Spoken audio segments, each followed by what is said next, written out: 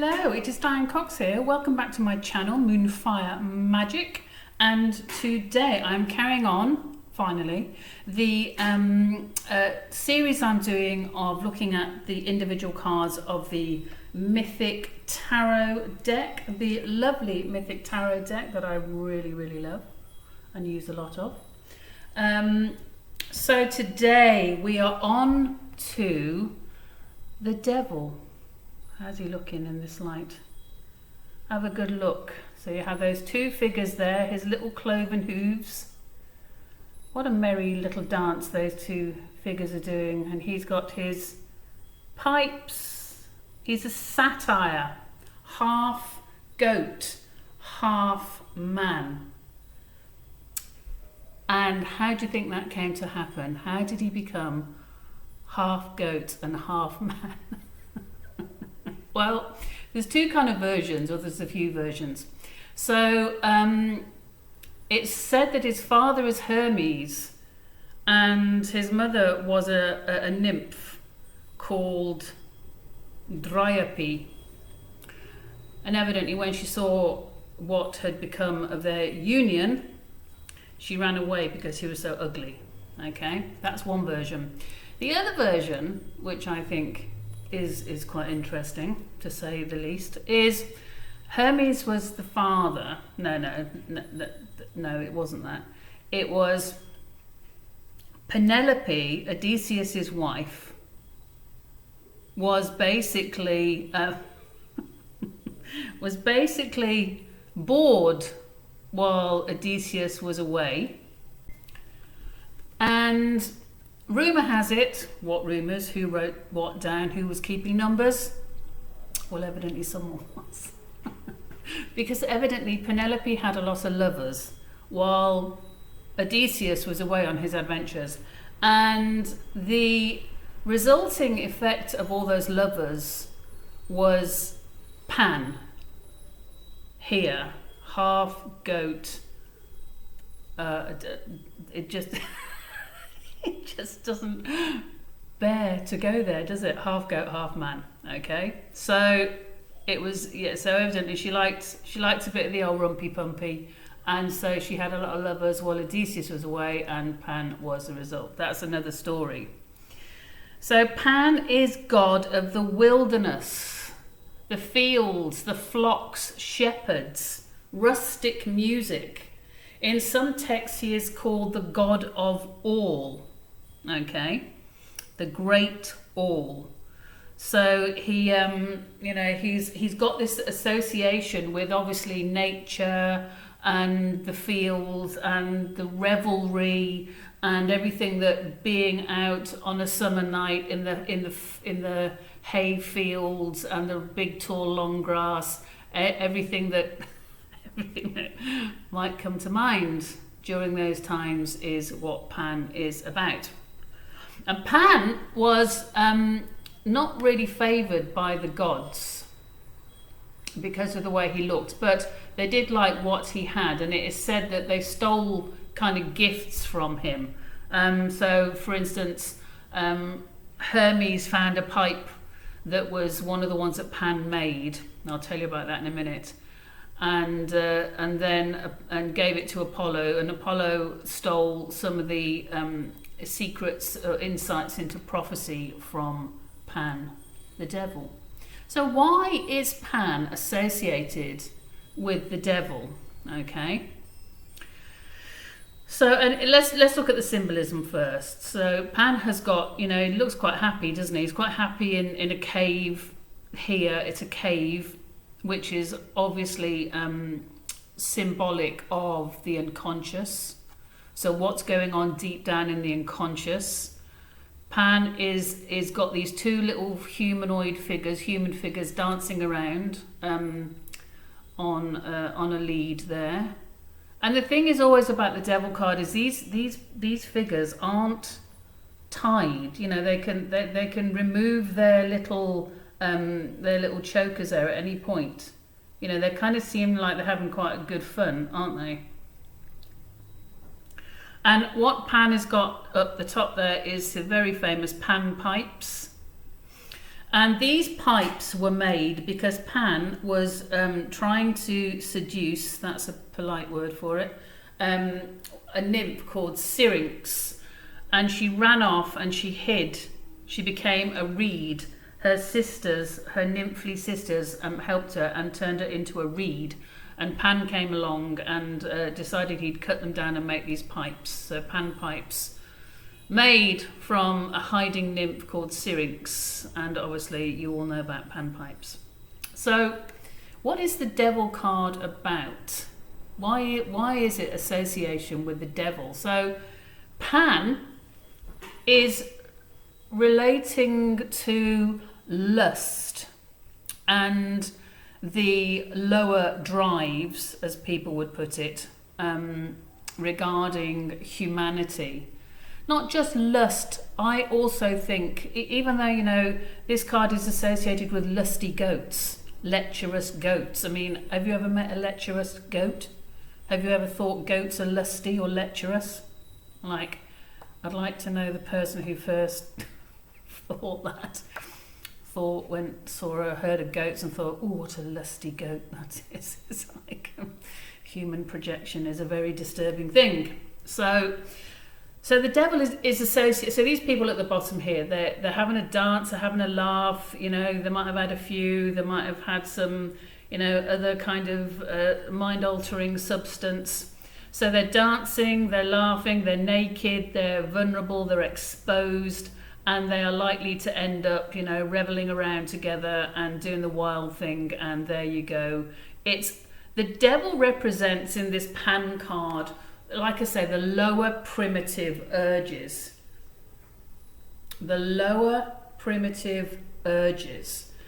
And that became associated with the devil because there's this story about when someone was going to, I can't even remember the story, there was someone on a ship and they're going to land at shore and they said, proclaim that the devil is dead or Pan is dead.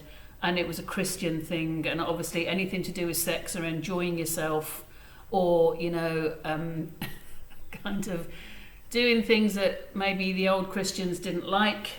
I always think, I have to say this because I've had this conversation a few times.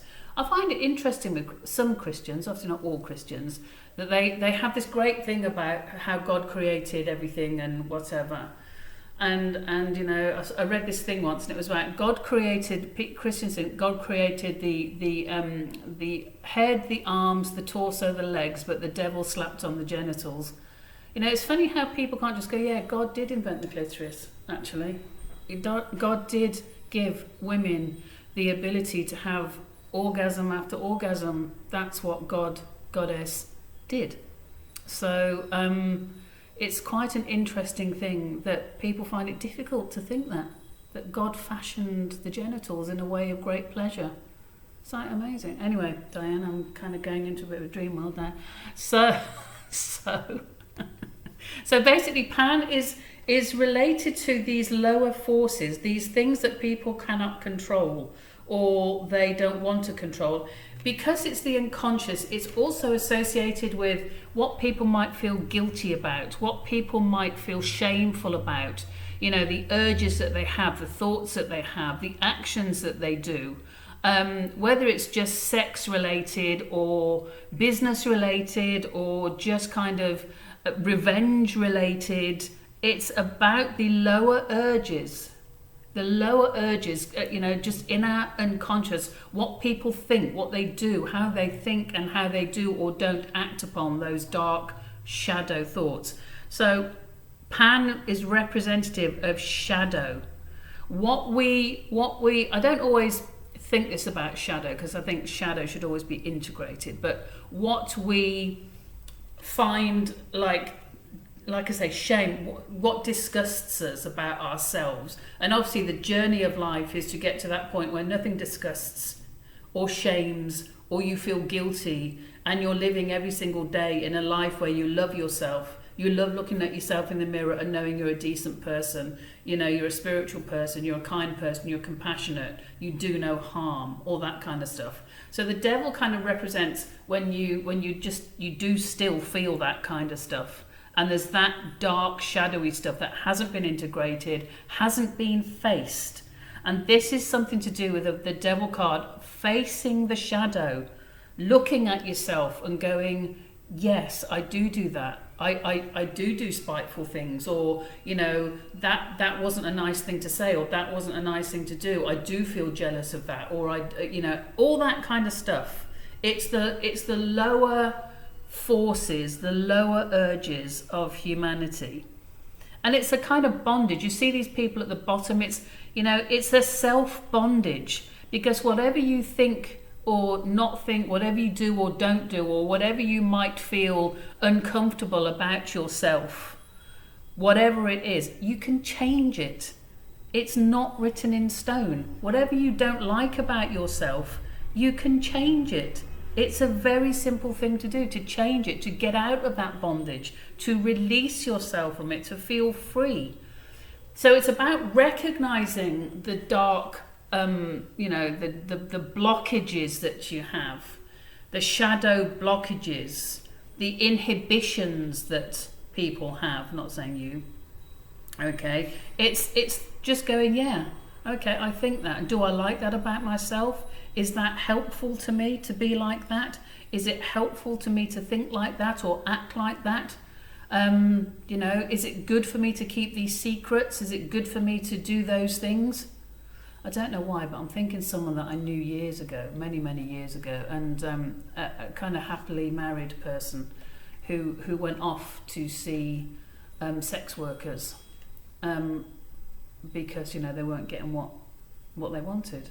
And, there's that double thing, isn't it? But it's if you're going to do it, then I don't know how you ever come to terms with that and feel happy about that and just go, oh yeah, well that's what I did. Or you wake up every day feeling like a bit of a bastard and going, wow, why do I do that? Just for the simple thrill of, fulfilling that fantasy or whatever. So, or people taking drugs, or people, going to opium dens. Who knows what people do? They do. So, yes, the devil, when it comes up in a reading, obviously it depends what it's surrounded by, but it is about facing up to the darkness in the self, facing up to that which you are aware of, even maybe you're not aware of actually. And it can also represent people projecting this onto other people because it's repressed in themselves. It's like, well, actually, I'm saying this person does this or that person does that, but actually, it's because you're thinking it and you're just projecting it onto other people. So the devil, when it comes up, it's like, okay, what is going on here? Is this something, a repressed feeling? Is this something that someone just doesn't want to face? Are they projecting it onto others? Is it time they just kind of looked at a situation? It's said that the devil isn't an evil card in itself, but because of all the projection that goes with it, it is seen as evil because people find it difficult to see the lust and sexuality, because it's very much it is a card of sexuality. But if you're doing a reading about a business or a meeting or something completely that hasn't got sex anywhere really to do with anything, it's I'm saying that, and there's some pigeons on a branch of the oak right outside my window, and one of them is really trying to get on to the other one, but she's not having it. She's flown off now, but he's still doing his little dance. Poor thing.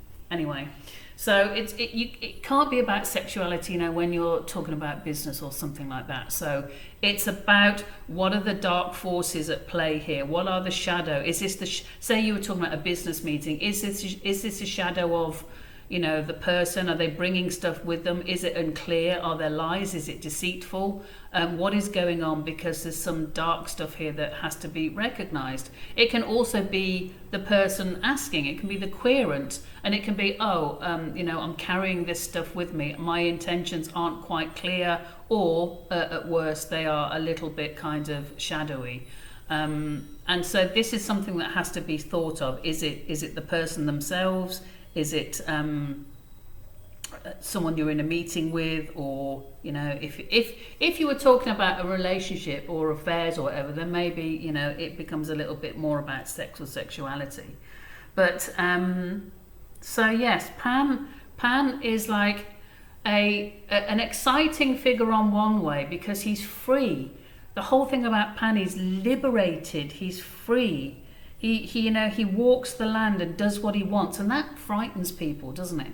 Freedom frightens people. The freedom to choose frightens people. A lot of people like being told what to do, when to do it, how to do it, when to start work, when to finish work, when to eat your dinner, when to go out, and when to do your exercise class. Some people just love that kind of, this is it, I just want this, I want someone to tell me what to do. This is why governments get away with so much. Let's not go into governments, hey Diane, not at this point.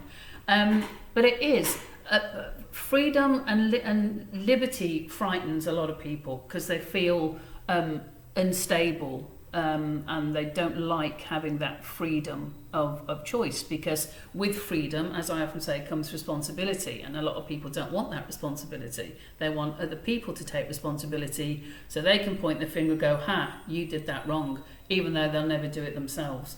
It's like, someone who, says to, like, a sports person, oh, useless, didn't do that high jump, or didn't do whatever. Well, how many high jumps have you made? How many high jumps have you done? How many competitions have you been in under pressure, trying to get over a big high bar when there's people watching and there's all this pressure on you, So it's that kind of stuff with the devil. And also with Pan, you get the word, obviously you've got the pan pipes, you get the word panic. And so you got his pan pipes. I don't know if I said that the nymph's name was Syrinx, and so these pan pipes are called Syrinx. Or Syrinx, named after the nymph. And you get the word panic from Pan, because he used to like spooking lone travellers, and basically putting the bejeebers up people when he was out alone in the fields wandering. So it's that whole thing about Pan, fear and fascination. The dark side often lures people, doesn't it? You only have to see in the world what the dark side is actually capable of. And only with the devil card and choosing to face up to yourself and change it, only you can change it. Only you can change what's going on here. Only you can confront your shadow. Only you can do the work, the inner work, to know why those urges are there. I think I've probably said this before, but I remember once seeing a thing about fetishes and how fetishes came about, and it was a real psychological, interesting program about, say, in I think World War II, because there was a gas masks around and coats, trench coats, and all that. There was like an age of people that grew up with fascinations and fetishes about gas masks, because when the natural sexual kind of ideas and reactions and responses were being laid down, which everyone has, there was this like plethora of gas masks, and they started to associate gas masks with sexuality. And everyone, when they grow up, has this thing about relating something that seems very bizarre and random to sexuality, but there's a very interesting psychological, normal, natural thing that happens. And so people might think, oh, well, why am I attracted to that type of person? And at a certain age, they might have had a teacher that was, that kind of thing that they like, or a friend or a friend's mother or father, or, they might have, I know some bizarre fetishes with baked beans. I don't know how that would come around. Anyway, how did I get into fetishes? Because I've got the devil card in my hand, Diane. That's how you got onto fetishes.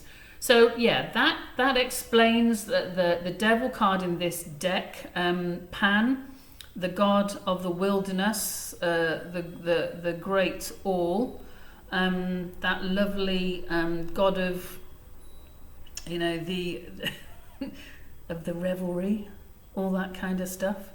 So like when it comes in a reading, again, I have to look at the cards around it to go, okay, well it's surrounded by, you know, these cards. You know, if it's the Tower, for instance, it'd be like something that's quite undoing, that a behaviour or a thought or an action or a driving compulsion could be really ruining somebody.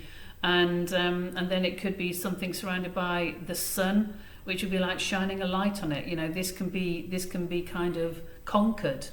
You have to conquer it. You have to face the shadow. You have to integrate the shadow in order for it to totally work for you. That's the whole point. You don't keep the shadow caged in a corner because it's just going to want to get out and, you know, cause mayhem. You want to basically integrate the shadow safely, give it something to do, give it work to do, and recognize it. And you know, the shadow can be very powerful and a great ally when it's integrated properly and used correctly.